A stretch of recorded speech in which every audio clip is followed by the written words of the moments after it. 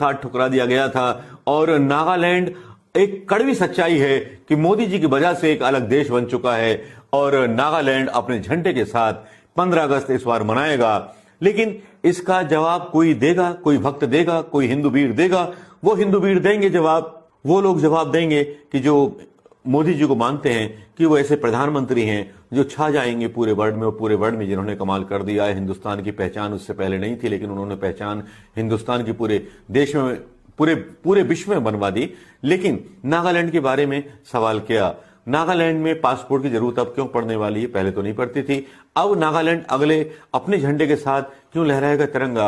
इस धारा के बारे में क्यों बात नहीं हो रही? खाली 370 के बारे में क्यों बात हो रही है? नागालैंड के बारे में उतना फैसला कड़ा मोदी जी क्यों नहीं ले पाए जितना कड़ा फैसला कश्मीर के बारे में ले लिया? तो अब धिक्कार है मोदी जी आप पर, धिक्कार है आपकी सरकार पर, जिन्होंने नागालैंड को हमारे देश से अलग हिस्सा बना दिया, एक अलग देश बना दिया जो अपने झंडे के साथ 14 अगस्त मनाएगा, 15 अगस्त नहीं मनाएगा। इसके जवाब कोई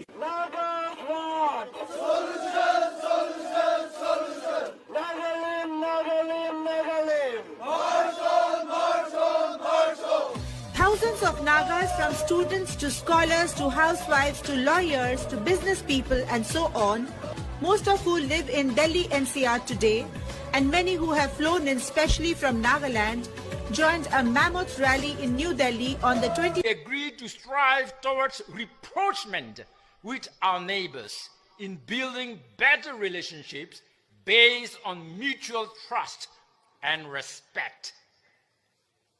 Number 3, we urge all